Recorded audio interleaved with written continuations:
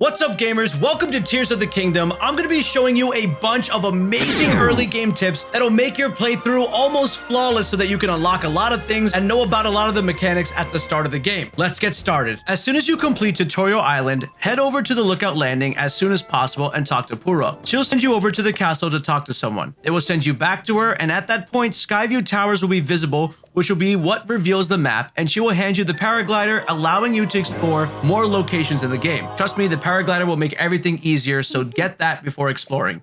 You can actually open up your Purah pad in the sky and you are skydiving down or paragliding, and you can look around for objects of interest for you. I aimed at watchtowers and marked them with the little bulb because those look like towers, and I looked for any shrines when I dropped to a lower altitude where clouds were in my face that were the green glowing things on the ground. You literally cannot miss these things when you are looking around. They're right there, so I marked those with a star. Choose a good marking system for whatever you do because it'll make your life easy and it won't get confusing, because these maps can get really bad if you don't know exactly what you're writing or what you're posting. Pressing minus will bring up your minimap and all information within the game. Pressing plus will bring you to all your items, your armor, your arrows, shields, swords, materials, all cooked foods, Zonai devices, key items that you can't really touch and use, and your system settings. When you open up your system settings, go to options and scroll all the way down to HUD mode. When you select Pro and HUD mode, it'll clear everything off of your screen.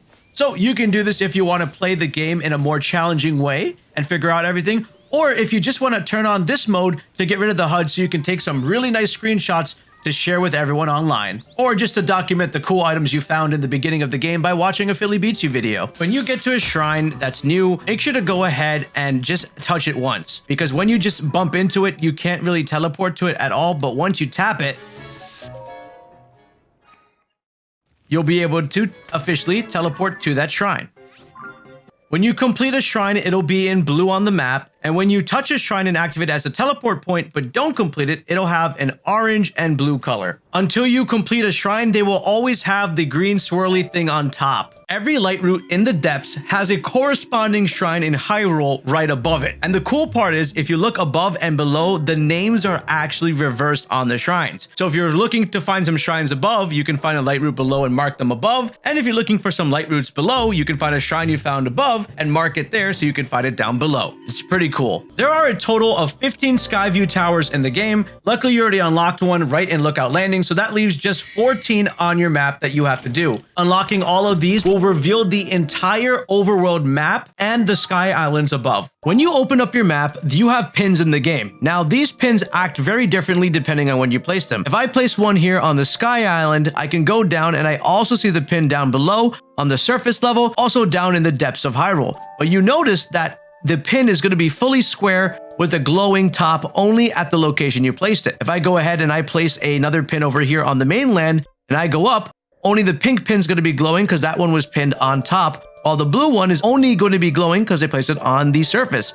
And the same applies for if I place one down in the depths. So whatever one is glowing is the active location on your map for that level of land. So the depths, the mainland, or the Sky Islands, those are going to be how you identify your pins. Then you can convert your pins into stamps, which will not show up on the other parts of the map. So that's how you're going to be able to use your pins and stamps. The next one is very big, so please pay attention. After you launch from Skyview Tower and talk to Purah, Joshua will run down to Robbie, and you'll talk to them to initiate a quest that takes you to the depths. And if you follow that quest line, you'll eventually will unlock the camera feature. Once this is done, Robbie will not progress to do anything else. In order to have Robbie progress to the next quest, you must unlock auto build and must complete one dungeon, which is one of the 4 locations on the map that Purah tells you. It doesn't matter which one you do. You then will be able to auto build his balloon, and the next quest line will unlock that gives you access to the Sensor Plus that allows you to take any picture of an object and track it, Hero's Path mode that retraces the steps you took in the game, and 3 travel medallions that act as instant fast travel locations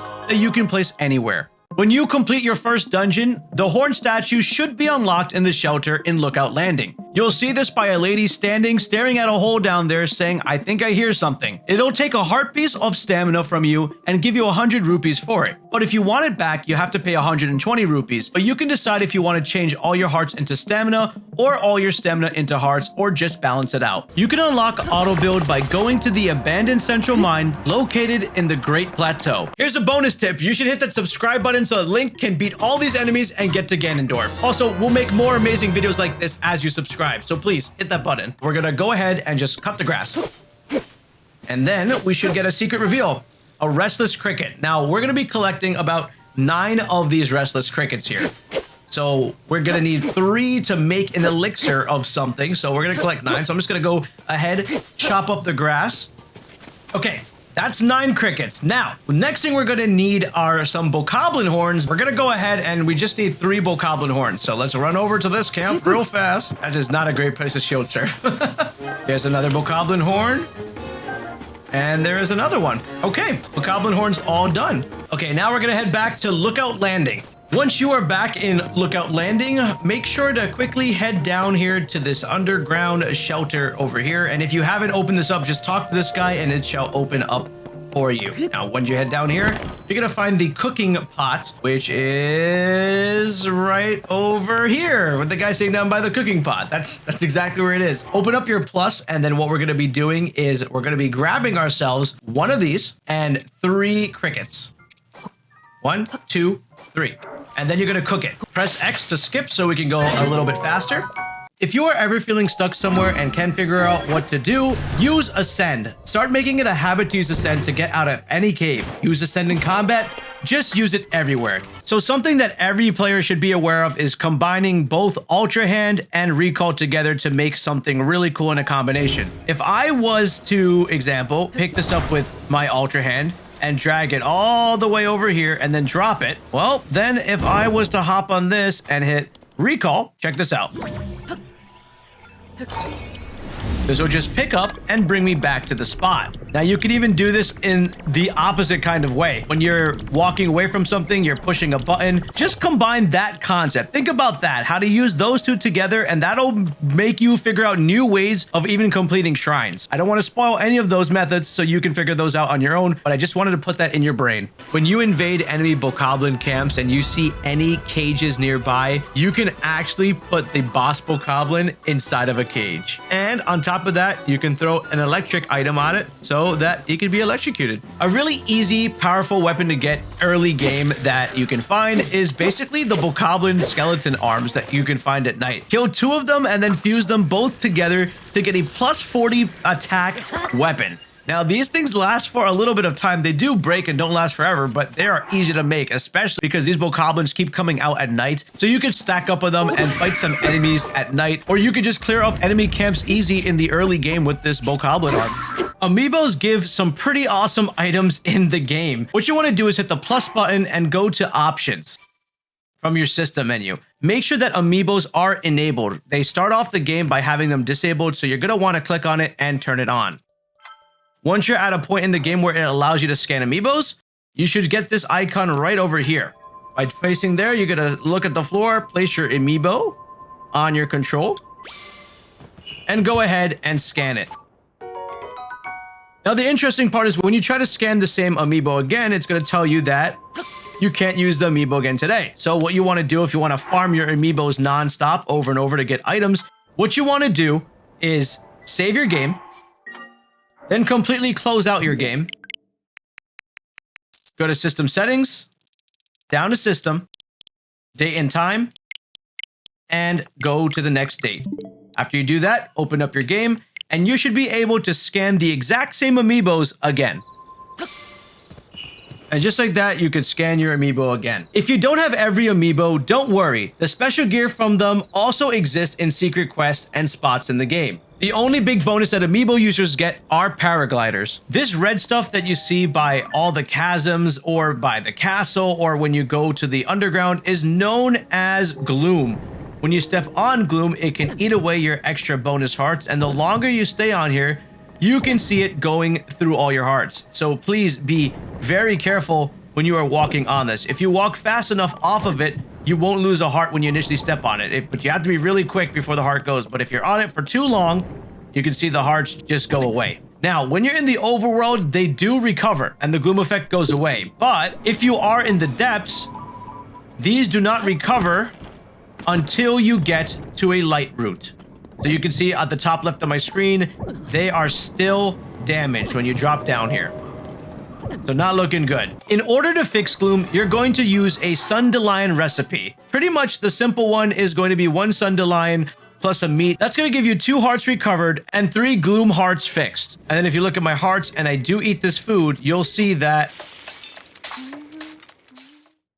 we do actually recover some hearts here. So make those foods if you are in a dangerous situation in the depths. You can find Sundelions in the Sky Islands above. When you dive into a chasm, always look for a light route in the surrounding area. Make sure to dive into every single chasm on the map when you come across it to help unlock the map of the depths because it is absolutely huge. In the depths, make sure to break any rocks you see as they contain Zonite. This will be used for creations via auto build. Zonite can be traded for Zonite charges, which are used on various Zonite dispensers that look like gumball machines throughout all of Hyrule that give you parts that you can use to build whatever you want. In my opinion, you should not be trading Zonite for Zonite charges because you should actually be farming them from constructs in the sky. Trading Zonite for crystallized charges is much better because it can be used to upgrade your battery that you have when activating Zonite parts. The battery is on the character over here. This vendor appears at Lookout Landing as well as in the Sky Island at Nachoya Shrine, indicated by this battery symbol on the map.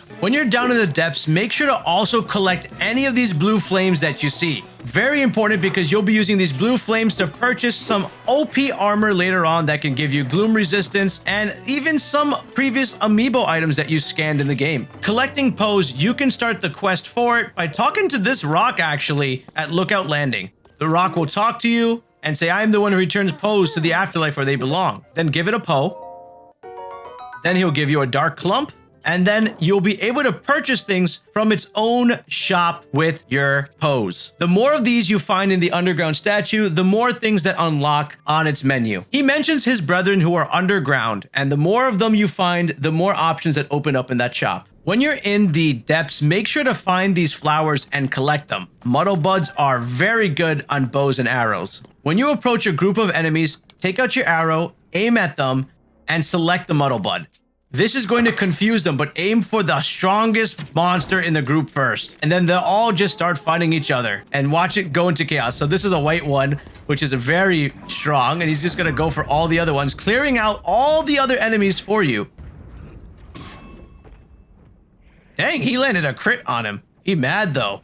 And the cool part is even when you're close to the enemy, they won't attack you when you hit them with a muddle bud. They will be focusing on the other enemies, being absolutely confused. So definitely use this in a very dangerous situation. At every single stable you find in the game, you'll find this character with a big backpack. Go ahead and talk to him. This is Beetle, and Beetle sells you tons of arrows that you can buy. And the cool part is Beetle is in every single stable you come across. So if you're running low on arrows, you want to buy some, you can buy it off of him, buy some other things as well. And Beetle also buys your items. So if you need to quickly sell something and you're on the road, you can also sell your items over to Beetle here. Beetle will probably also spend a little bit of extra money if you get a Beetle. That's why his name is Beetle. So yeah, just letting you know about Beetle. Whenever you're walking around the world, you'll see these stones fall down from the sky. It almost feels like these stones fall as you're heading to an objective. What you want to do is hop onto the stone, use the recall ability, and you'll watch it go right back to the sky. And if you're heading towards a direction that requires a lot of movement, well, you can use the height of that rock rising to your advantage and continue forward to get an objective. I used mine to hop inside of a tower to reveal the map. This one is actually game changing. If you're by a cooking pot or have a cooking pot ready to go and you're ready to make some food, open up your plus menu and look at some of your materials, right? If you click on one of your foods, you can select for recipe and then click on the exact recipe that you want. So for example, steamed meat, boom, you have all of the food right there and you don't have to individually select it to cook the food. It just saves so much more time than individually selecting it over and over again, which Breath of the Wild It's all we did, but now you can just select a recipe. Also, be aware recipes will only show up for ingredients that you have used in a dish. There are a lot of strange markings on the ground called geoglyphs. In order to start the geoglyph quest line, you have to go over to the New Serene Stable by Senakawak Shrine. This is going to be by Hyrule Ridge, basically to the west of Lookout Landing. So directly west over here. And Impa is actually going to be here, and you go ahead to talk to her and begin that quest line, and then you'll uncover all the various stories and information about these geoglyphs in the locations. Korok seeds are located everywhere in Hyrule and in the Sky Islands. Make sure to do these. There are 100 carry a Korok quests to his friends, which reward you with 2 Korok seeds, and 800 normal Korok quests that are hidden throughout the game. That's a total of 1,000 Korok seeds in the game. When you get some Korok seeds, you can find somebody over here. This is Hestu. Hestu is someone who is able to do a few upgrades with you. This is the first location that you'll be able to find Hestu in. And if I open up my map and show you, you can see that I am located right over here. And you can see from this position that that is a stable, which is New Serene Stable, right over here, right down here. So all you got to do is just follow that road up New Serene and come up this hill. And you can look at my map at the exact coordinates to see where exactly this is. So you're gonna do a quest for him. After you do the little side mission for Hestu, you're gonna have an interaction with him. Hestu mentions that he needs 1 Korok seed in order to expand your inventory. After that, Hestu will do a dance. Your inventory will expand on the one that you selected. And there you go, you can pick up another weapon.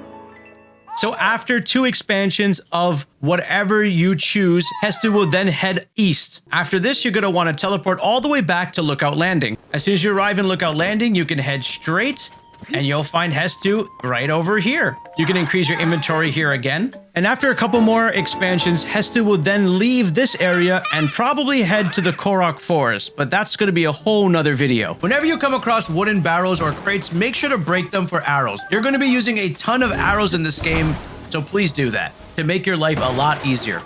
When you're in Lookout Landing, head over to the underground shelter. If it's not open up, you just gotta talk to this guy and it'll slide open. When you drop down here in the underground shelter, you gotta look for the goddess statue. It is right in front of your face. You can go and talk to this and redeem any single shrines that you may have gotten Lights of Blessings from. So if you finish 4 shrines, you get 4 Lights of Blessings. That means you can get 1 entire new heart or 1/5 of a new stamina bar. I suggest you go for stamina bars because stamina is going to be really important for traveling early on in the game. Star fragments are back in this game and you can catch them mid-air while you're falling down. Star fragments are very useful for some recipes and also for upgrading your special armor. If you ever come across someone in trouble fighting an enemy or monster in Hyrule, make sure to go ahead, help them and fight the enemy. After you defeat the enemy, go ahead and talk to the person and they might just reveal a secret about a certain treasure spot or a clue that'll help you find something really spicy in the game.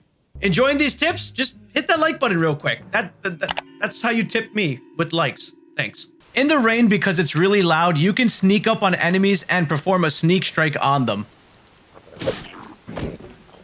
The best time to cook will be during a blood moon. When you notice the weird sounds happening in the background, make sure you're paying attention to the moon and make sure to pay attention to the time. So from 11:30 up until the blood moon starts, when you cook, you'll be able to have elixirs that have longer time and the buffs will last longer on the meals that you cook, as well as the bonuses from the food. Once it turns 11:50, you want to go ahead and head to a shrine as fast as possible.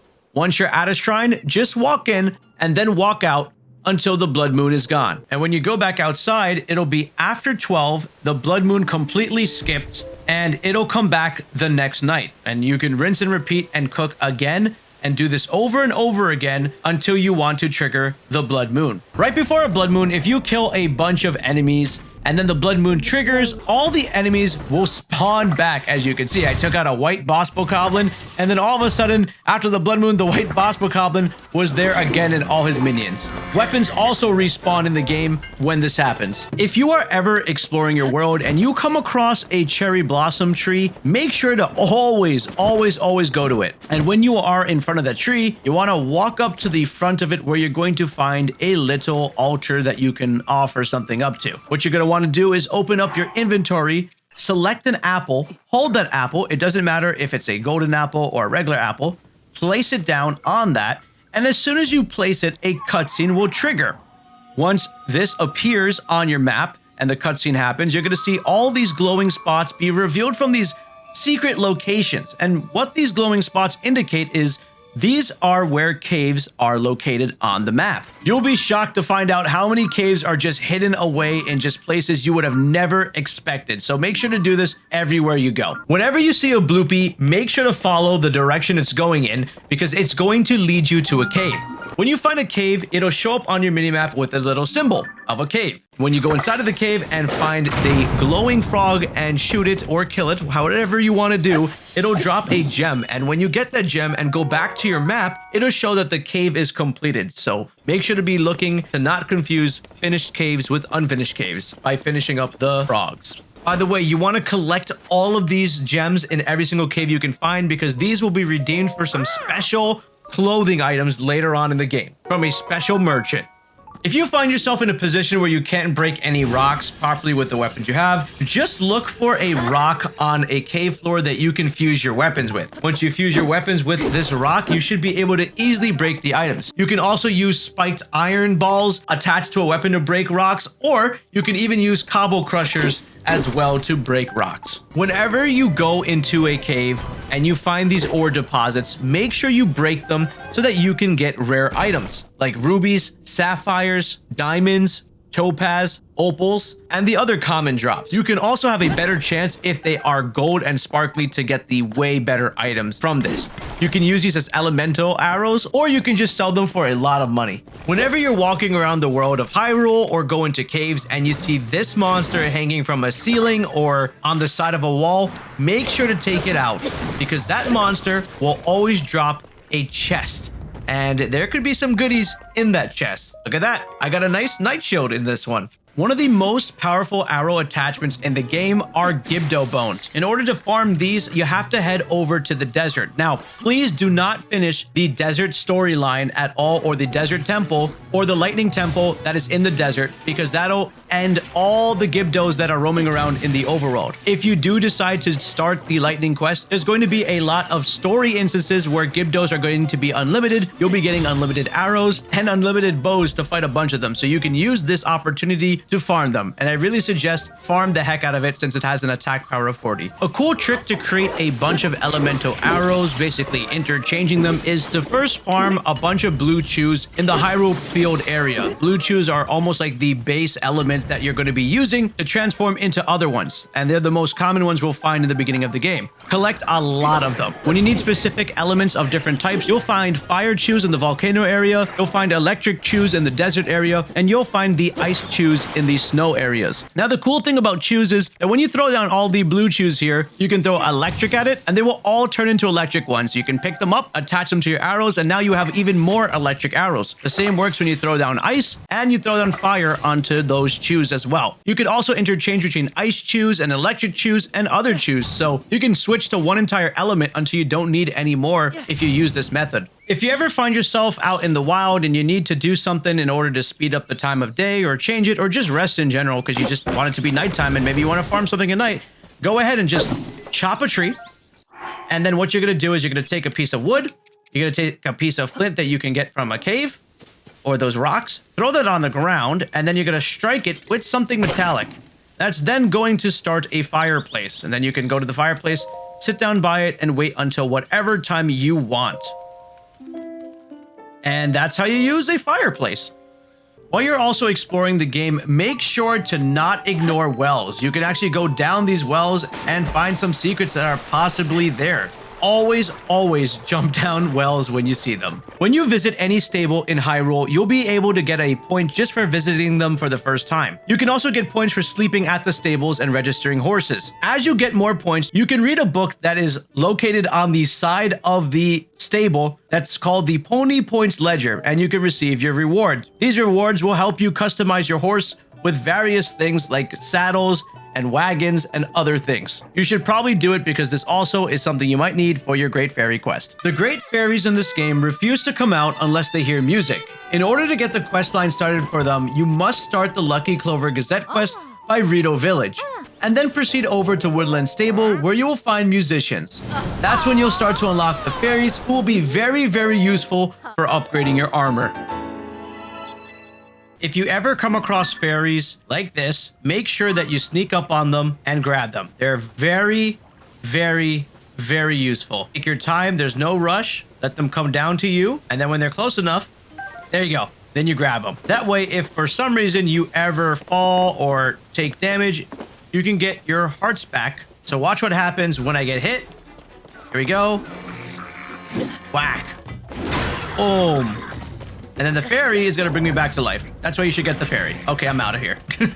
Fusing a ruby with a weapon allows you to stay nice and warm in the game, so it'll raise Link's body temperature. So if your character is ever absolutely freezing, all you really got to do is put on some archaic warm greaves, and you can grab a weapon, grab yourself a ruby, use that with your Combo Crusher. So archaic greaves plus a warm weapon will keep you toasty in the coldest areas of the game, while just a weapon on its own or archaic greaves on its own will keep you warm in the desert areas. Fusing a sapphire on a weapon allows Link to not take any damage in hot weather and actually cools him down. If you fuse an opal to a weapon, you'll be able to get really awesome water properties, like being able to throw water across this entire lava chasm and cross it. Fusing a topaz to your weapon will give you electric properties, allows you to shoot some beams out, and when you use electric properties on enemies, they disarm them completely, so they won't have any weapons at all. This is the location of Hateno Village on your map. It is all the way on the east side of the map